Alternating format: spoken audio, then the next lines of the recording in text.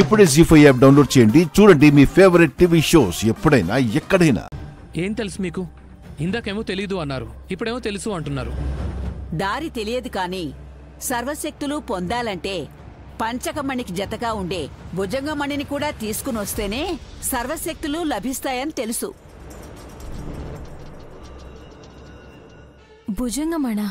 అవును నైని. ఆ విషయం గజగండకి తెలియక సతమతమవుతున్నాడు.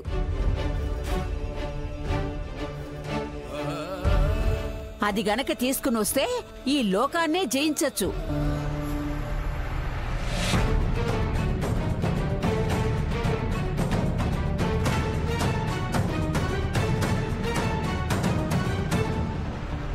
అవునా?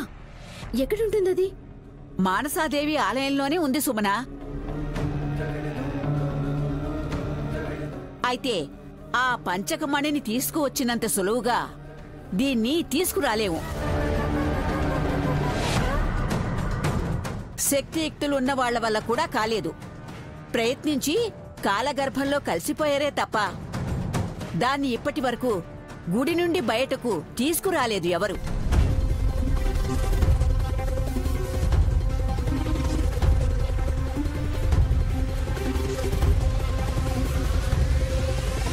ఈ విషయం పెద్ద బుట్టమ్మకు తెలుసని తనను ఎక్కడికి తీసుకొచ్చాను విశాల. దాంతో నా ఆరోగ్యం మెరుగుపడుతుందా స్వామి? భుజంగమని ఉంటే ఏవైనా చెయ్యొచ్చు.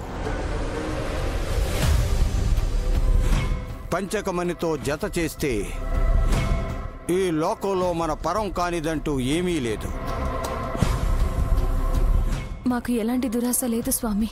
అది తీసుకొచ్చి బాబుగారికి నయం అయ్యేలా చేసి పంచకమణితో పాటు భుజంగమణిని కూడా మానసాదేవి అమ్మవారి ఆలయానికి చేర్చాలనుకుంటున్నాను. నువ్వు అనుకున్నావంటే అది సాధించగలవక్క. క్రిందటిసారి కూడా ఇలాగే ప్రోత్సహించి వదిన్ని తోలేసావు. ఆ తర్వాత నీ దుర్బుద్ధి ఏంటో బయటపడింది కదా. వికీ, ఒక్క నిమిషం ఆగు. భుజంగమణి ఉందన్న విషయం ఇప్పుడు తెలిసింది, కానీ అక్కడికి ఎలా వెళ్లాలో ఎప్పుడు తెలుస్తుంది? అది తెలియదే. పూర్ణిమ వచ్చే లోపల తెలుసుకోకపోతే మళ్ళీ నెల వరకు ఆగాలి. తెలుస్తుంది. గాయత్రీదేవియే చూపిస్తుంది.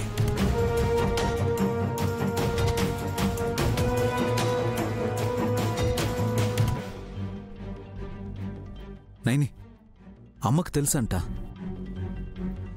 ఒక్క మాట విశాల, మీ అమ్మ ఆత్మకు కాదు, పునర్జన్మ ఎత్తి పసిబిడ్డగా ఉన్న రూపమే దారి చూపాలి.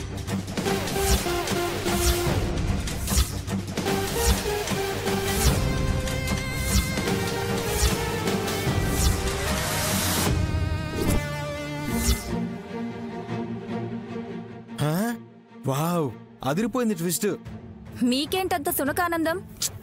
దింగర్దానా, కొంచెం ఆలోచించు. ఇప్పుడు మళ్ళీ మణికాంత గుడికి వెళ్ళాలంటే పెద్దమ్మ రావడం కాదు, పసిపిల్లగా ఉన్న బిడ్డనే రావాలి.